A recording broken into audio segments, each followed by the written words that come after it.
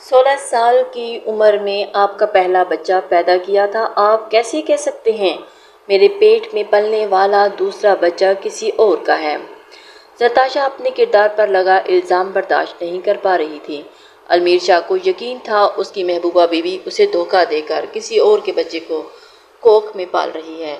उस बच्चे को मार कर मुझे सुकून मिलेगा, चाहे ये मेरा है या किसी और का। वो भागती हुई बाथरूम में गई। अलमीर ने बाथ टब में फेंक कर पेट पर में ठोकर मार दी और उसके वजूद पर दरिंदगी दिखाने लगा। वो बेजान सी होने लगी और बाथ टब का सारा पानी लाल हो चुका था। अलमीर की सांस रुकी पानी में तैरते लोथड़े पर।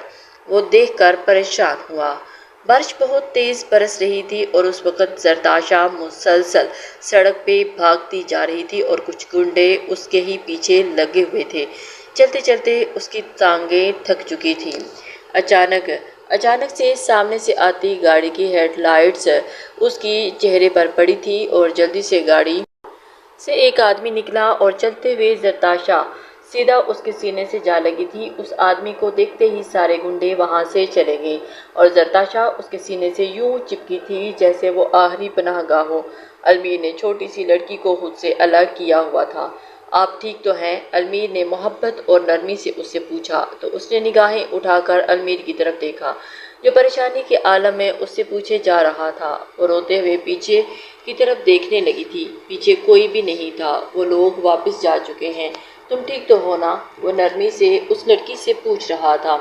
वो नहीं जानता था कि वो कौन है। अलमीर ने फौरन ही अपना कोट उतार कर उसके कंधों पर रखा था।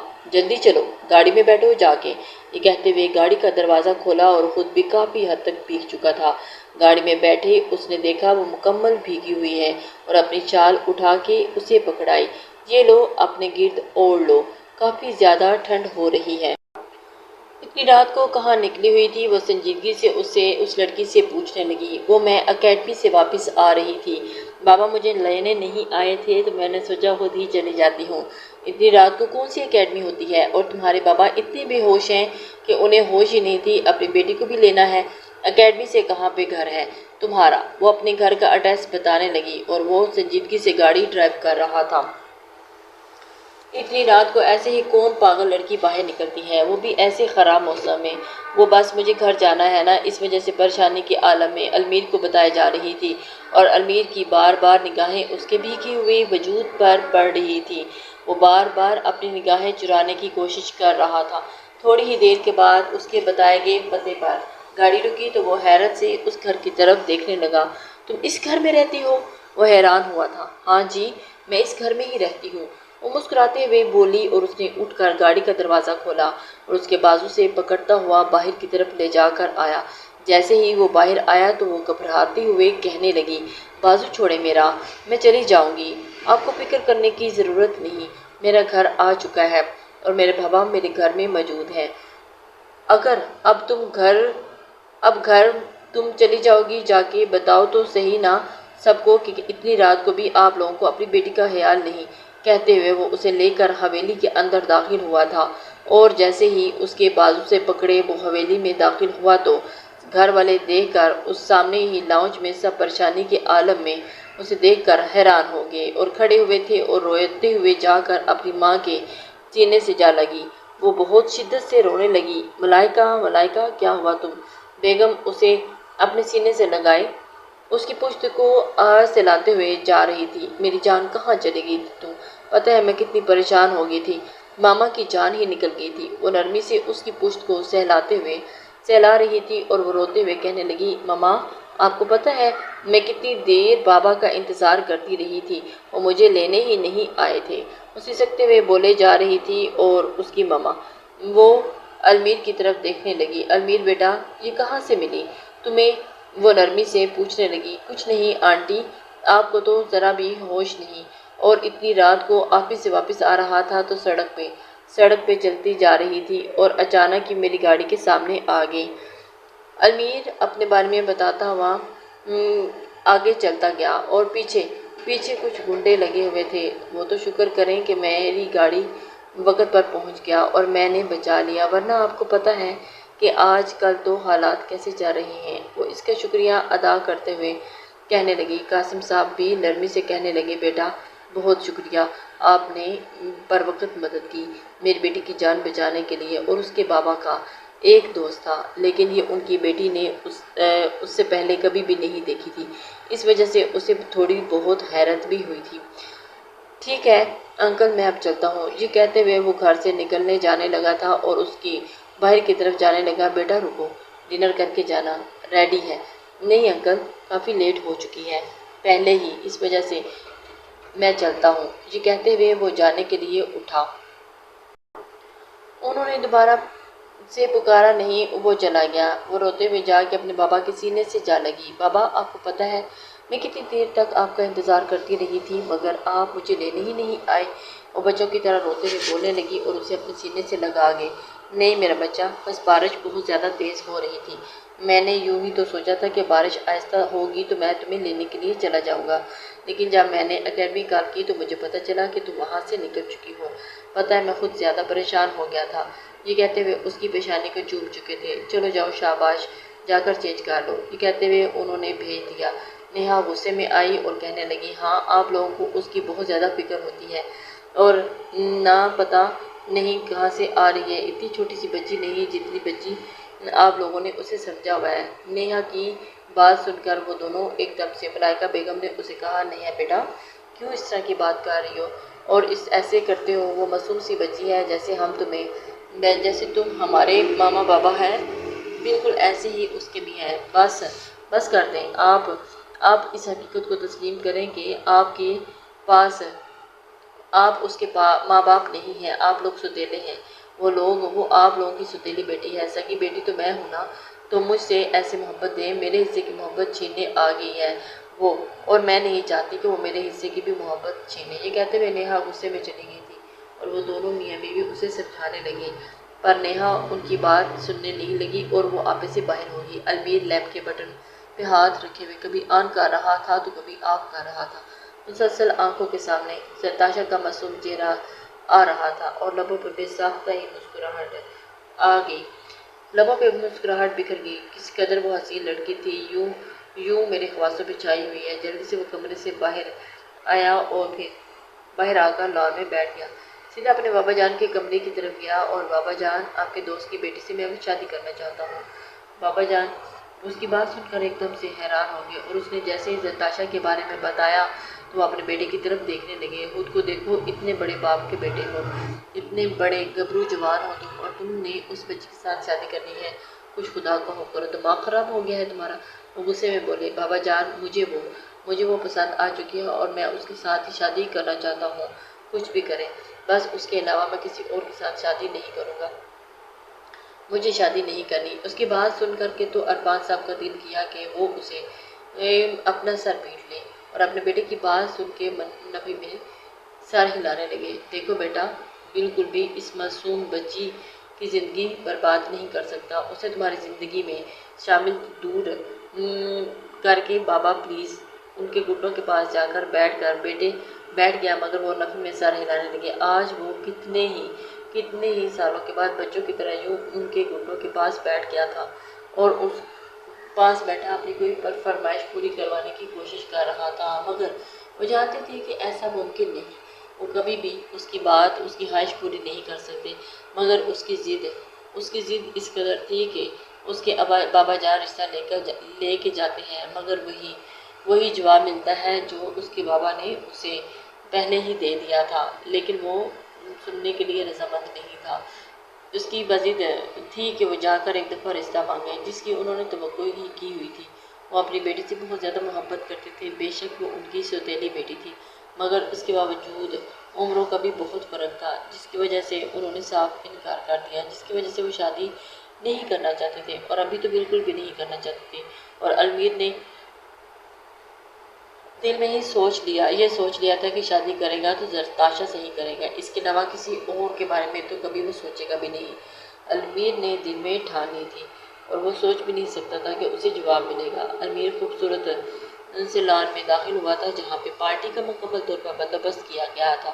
قاسم صاحب گھر میں آج پہلی دفعہ وہ پارٹی پہ آیا تھا، وجہ زرتاشا تھی، وہ زرتاشا کو دیکھنا چاہتا تھا، ورنہ کبھی بھی بزنس پارٹیز اٹینڈ نہیں کرتا تھا۔ جتنا بھی اس کے بابا بولتے تھے وہ پھر بھی ان کی نگاہیں چاروں طرف اسے ہی ڈھونڈ رہی تھی، لیکن وہ اسے کہیں بھی مگر وہ اسے نظر نہیں آئی۔ سب لوگ آپس میں گفتگو کر رہے تھے، کچھ کھانا کھا رہے تھے۔ نیہا کی نظر المیر پر پڑی تو مسکراتے ہوئے المیر کے پاس آ گئی۔ ہائے، کیسے ہو؟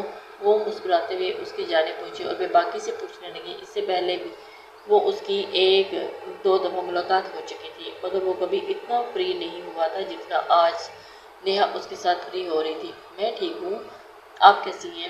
کہتا ہوا وہ وہاں سے جانے لگا۔ جب نیہا نے اس کا بازو پکڑا تو اس نے خوبصورت نگاہوں سے نیہا کی طرف دیکھنے لگا، فوراً سے اپنا بازو چھڑواتا ہوا آگے کی طرف جانے لگا تھا۔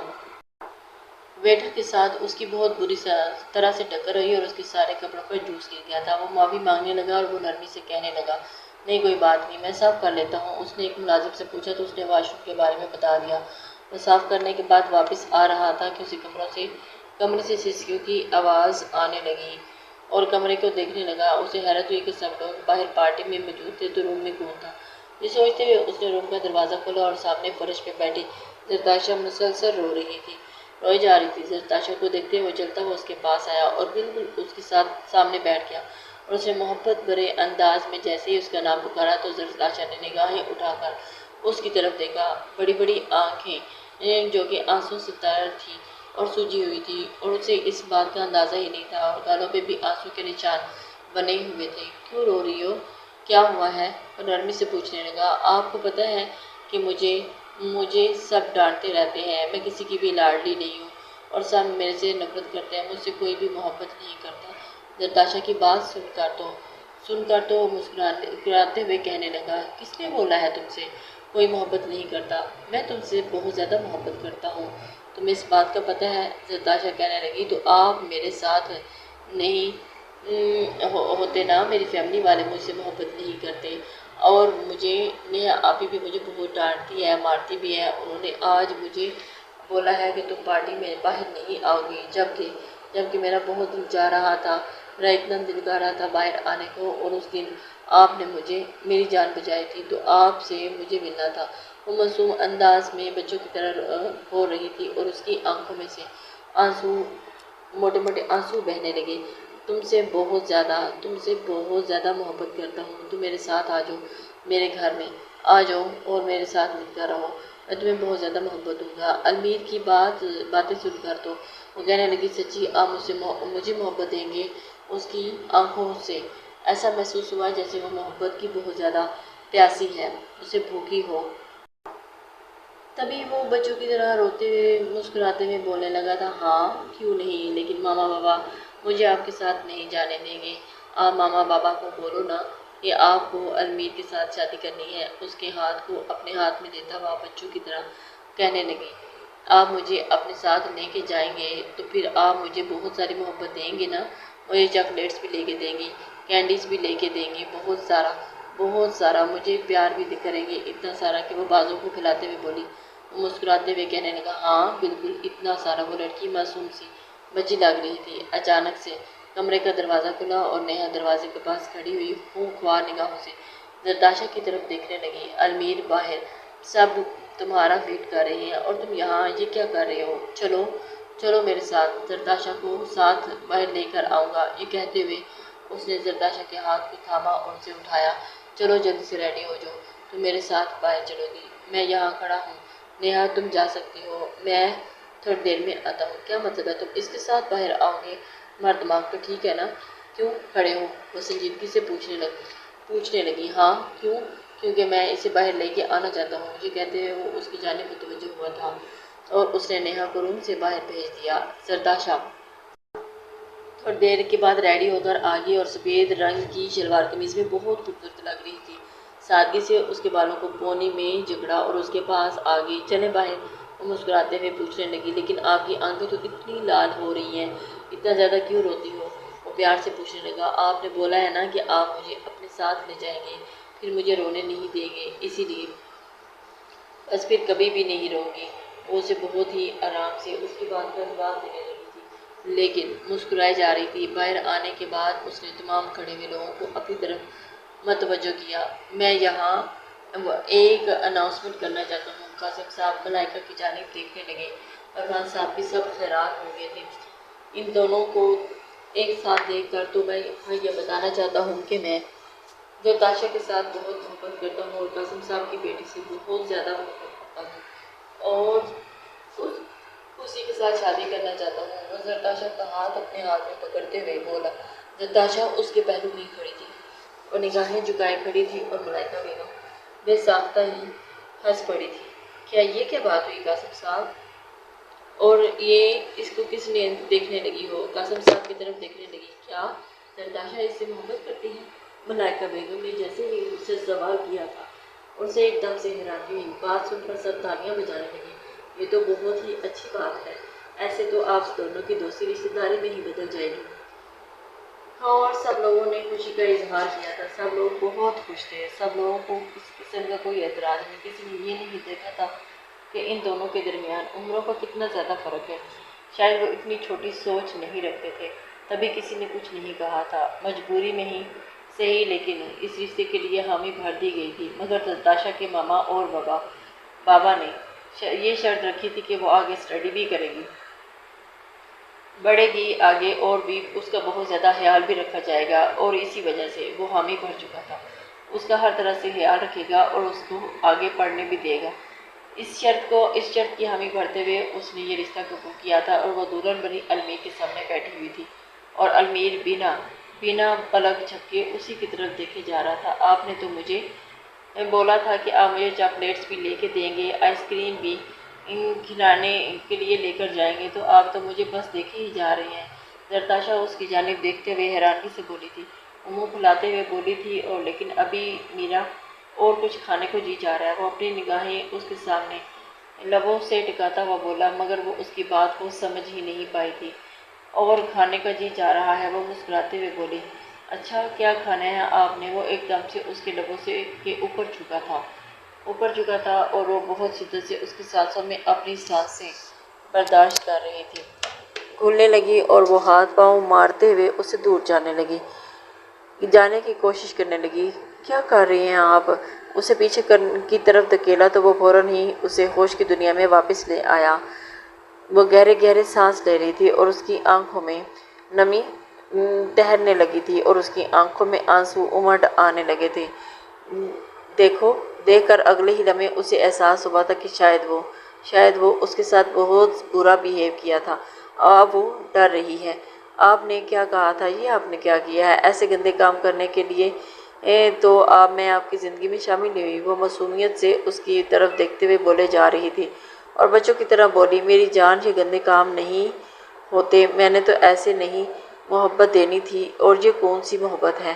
وہ حیرت سے پوچھنے لگی۔ میاں بیوی والی محبت ہے، تم نہیں جانتی؟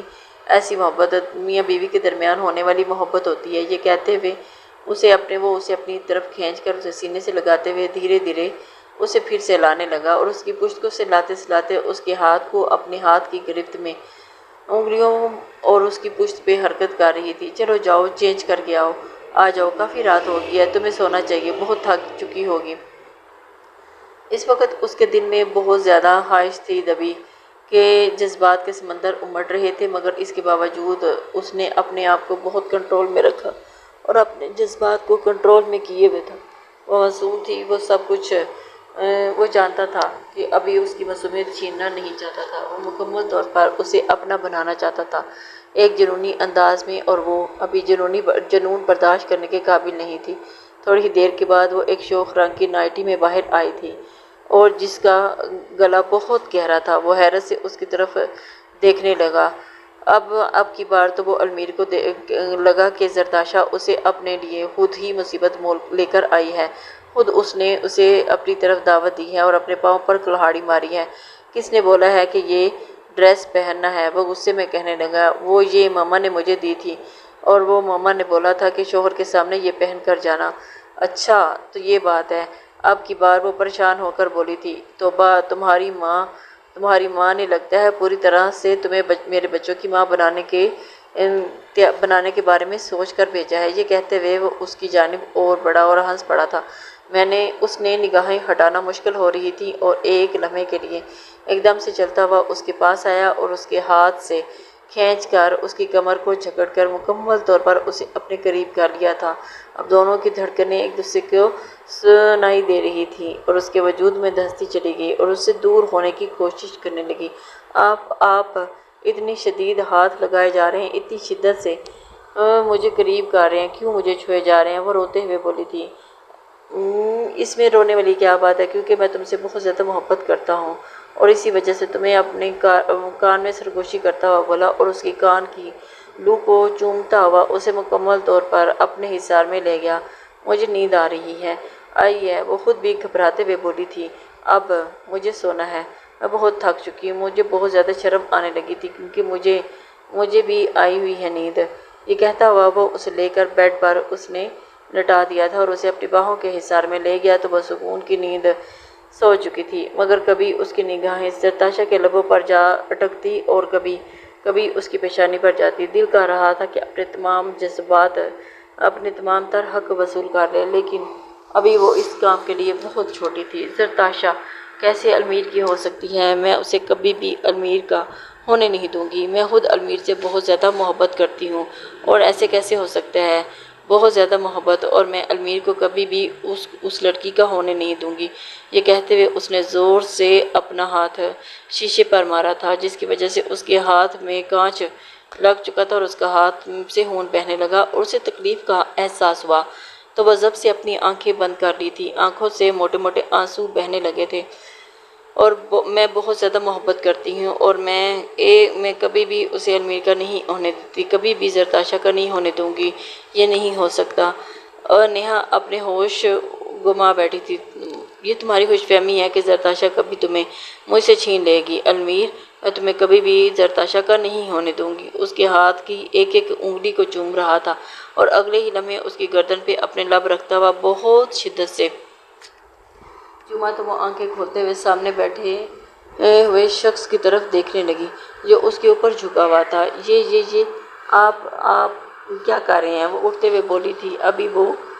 ابھی وہ اس کی مونچھوں کی چبھن اپنے گردن پہ محسوس کر سکتی تھی اور ایک دم سے اسے گدگدی کا احساس ہو رہا تھا۔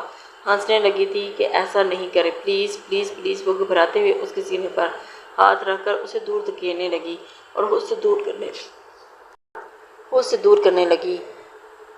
پھر کیسا کروں میری جان؟ ابھی تو تمہیں بہت زیادہ شدت سے محبت دینے کو جی چاہ رہا ہے۔ یہ کہتے ہوئے اس کے وجود میں سمٹتی جا رہی تھی اور اس کے سینے سے لگے وہ اپنی آنکھیں بند کر گئی۔ اچھا ٹھیک ہے، الگ ہو جاؤ، اس سے پہلے کہ شوہر مکمل طور پہ بہک کے کوئی گستاخی ہی نہ کر دے۔ تھوڑی دیر کے بعد اس کی پیشانی پر بوسہ دیتا ہوا اٹھ کر کمرے سے باہر چلا گیا اور وہ بھی فریش ہو کر اب واپس ناشتے کی ٹیبل پر نیچے آئی تو ڈائننگ ٹیبل پر سب کے لیے ناشتہ لگ رہا تھا۔